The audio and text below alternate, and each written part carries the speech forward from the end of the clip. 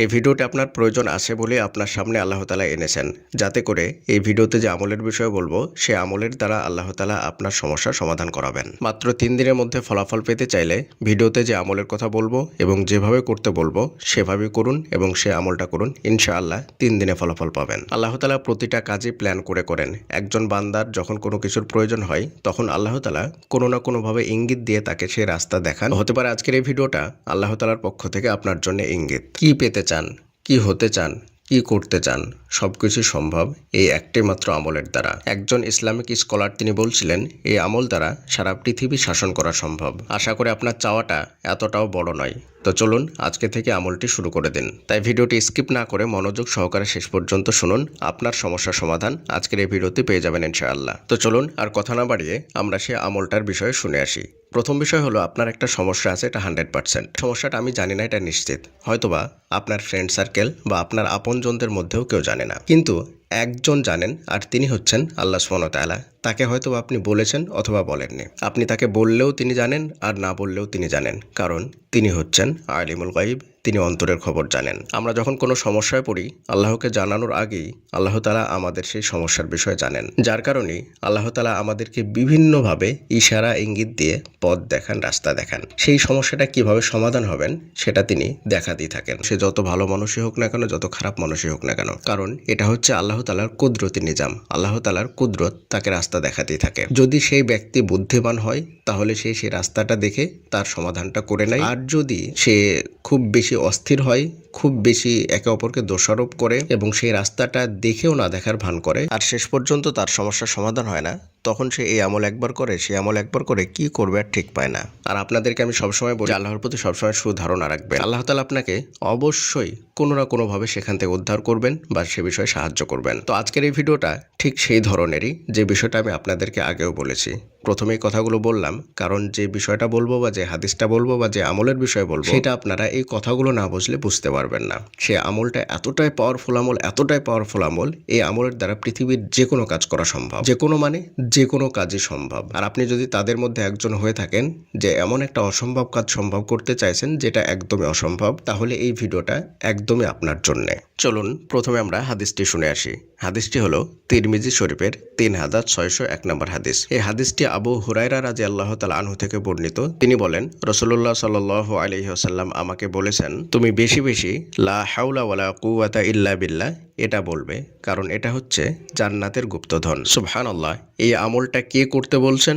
স্বয়ং রাসূলুল্লাহ সাল্লাল্লাহু আলাইহি ওয়াসাল্লাম। এটা আমি বলছি না, স্বয়ং রাসূল সাল্লাল্লাহু আলাইহি ওয়াসাল্লাম বলছেন। তিনি যেভাবে বলেছেন আমি আপনাদেরকে সেভাবে বললাম।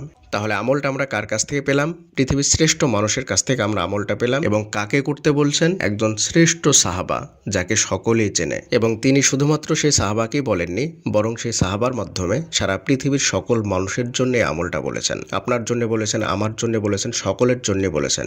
এবার চলুন আমলটা কিভাবে করবেন সেটা একটু বলি আপনাদেরকে। তো বিষয় হলো এই আমলটা আপনি কিভাবে করবেন, আর কখন করবেন, আর কতবার করবেন। তো চলুন আপনাদেরকে আমি স্টেপ বাই স্টেপ বলি, যাতে অল্প সময়ে এই আমলটা অধিক পরিমাণে করতে পারেন এবং যারা ব্যস্ত আছেন তাদের জন্য এই আমলটা অনেক সুবিধাজনক হয়। প্রথম বিষয় হলো আমাদেরকে জানতে হবে যে আমলের জন্য সর্বশ্রেষ্ঠ সময় কোনটা।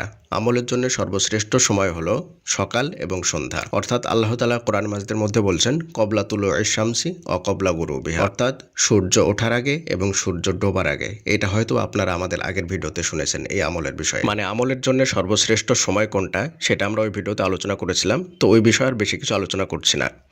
জাস্ট আপনাদেরকে বলে দিলাম যে সূর্য ওঠার আগে এবং সূর্য ডোবার আগে এই দুটো সময় হচ্ছে সবচাইতে গুরুত্বপূর্ণ সময়। এবং আরও একটা সময় আছে, সেই সময়টা হলো রাত্রে ঘুমানোর সময়। তো এই তিনটে সময়কে আপনারা ধরে রাখুন। আপনি যতই কাজে ব্যস্ত থাকুন না কেন, আপনি যেই কাজই করুন না কেন, আশা করি ইনশাল্লাহ এই দুটো সময় একটু করে হলেও পারবেন। মানে ফজরের পর থেকে নিয়ে সূর্য ওঠা পর্যন্ত এই সময়ের মধ্যে আশা করি ইনশাল্লাহ আপনি ফ্রি থাকবেন। এই সময় কোনো কাজ থাকে না সাধারণত মানুষের। তো এই সময়টাকে আপনি নির্বাচন করুন। এই সময়টা মূলত প্রায় 1 ঘন্টা থাকে বা 1 ঘন্টা ঘন্টার বেশিও থাকে কখনো কখনো। এবার অনেকেই বলবেন যে আমরা আগে যে আমলের বিষয় বলেছিলাম, যেমন ইস্তেগফার, দরুদ শরীফ, তো এই আমলগুলো হয়তো আপনারা করছেন বা আপনিও করছেন এই সময়ের মধ্যে, তাহলে কি করবেন?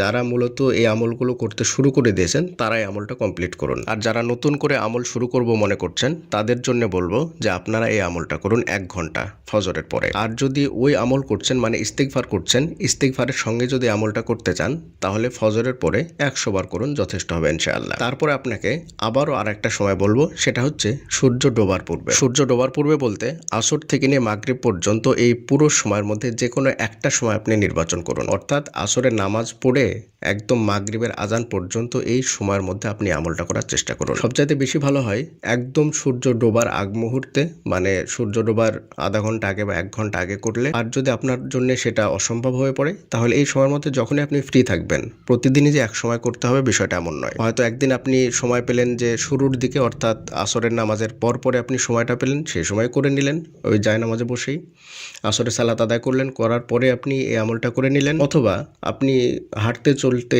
আপনি কোথাও যাচ্ছেন, সেই সময়ের মধ্যে আদায় করে নিলেন। আবার কোনোদিন সময় পেলেন একদম মাগরিবের আগে একটু আগে করে বসে গেলেন। আপনি যদি বোন হয়ে থাকেন, অর্থাৎ আপনি যদি বাসায় সালাত আদায় করেন, তাহলে জায়নামাজটা বিছিয়ে আধা ঘন্টা আগেই মাগরিবের নামাজের জন্য বসে গেলেন এবং বসে আমলটা করতে শুরু করে দিলেন। আর আপনি যদি ভাই হয়ে থাকেন তাহলে আধা ঘন্টা আগে আপনি মসজিদে চলে যান মাগরিবের সালাতের জন্য, গিয়ে মসজিদের এক কোনায় বসে আমলটা শুরু করে দিন। এই যে আসরের পরে অর্থাৎ মাগরিবের আগে এই সময়টাতে এই আমলটা আপনি কতবার করবেন? এই সময় আপনি 1 ঘন্টা করার চেষ্টা করুন।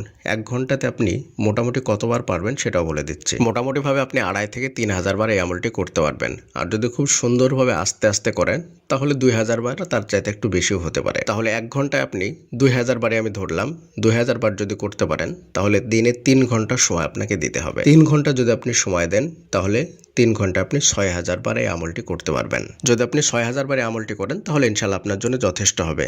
আবারও আমি আপনাদেরকে একটা কথা স্মরণ করে দিচ্ছি যে আপনারা এইটা ভেবে নেবেন না যে 6,000 বারই করতে হবে, এর চাইতে কম করলে হবে না বা বেশি করলেও হবে না। বিষয়টা আমি আপনাদেরকে তেমনটা বলছি না। জাস্ট আপনারা অল্প সময়ে অধিক পরিমাণে আমলটা কিভাবে করতে পারবেন আমি আপনাদেরকে সেটাই বোঝাচ্ছি, একটা রাস্তা দেখাচ্ছি। কারণ এই হাদিসের মধ্যে বলা আছে বেশি বেশি, অর্থাৎ বেশি কত বেশি সেটা বলা নেই।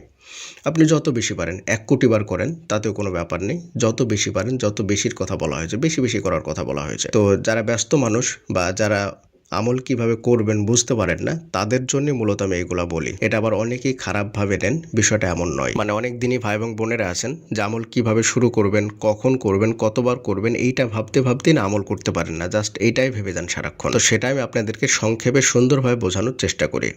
আর একটা সময় কখন বললাম, সেটা হচ্ছে ঘুমানোর আগে। আপনি রাত্রি 12টায় ঘুমান, আর 10টায় ঘুমান, 9টায় ঘুমান, 8টায় ঘুমান বা 1টায় ঘুমান, আপনি যখনই ঘুমান না কেন ঘুমানোর আগে বিছানায় গিয়ে আপনি 1 ঘন্টা সময় দেবেন। একদিন আপনি আমলটা করবেন, জাস্ট একদিন করার পরে আপনার মধ্যে কি কি পরিবর্তন আসছে সেটা আপনি স্বচক্ষে দেখতে পাবেন ইনশাআল্লাহ। এর অর্থটা শুনলে আপনারা অবাক হয়ে যাবেন, এতটাই পাওয়ারফুল অর্থ।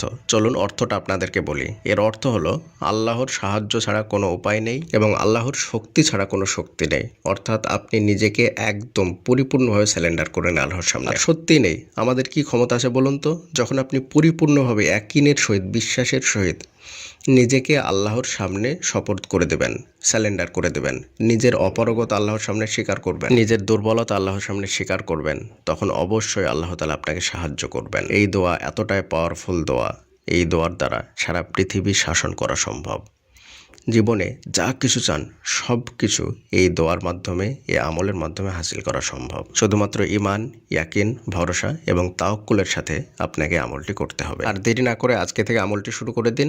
আর কবে থেকে আপনি শুরু করছেন সেটা অবশ্যই আমাদের ভিডিওর নিচে কমেন্ট করে জানাবেন, তারিখ উল্লেখ করে দেবেন এবং কবে তার ফলাফল পাচ্ছেন আবারও এসে ওই ভিডিওর নিচে আপনি উল্লেখ করবেন ইনশাআল্লাহ। তাহলে আপনার জন্য সুবিধা হবে এবং যে সমস্ত দিনী ভাই এবং বোনেরা আমল করতে চান, আমল করার জন্য উৎসাহ পাবেন।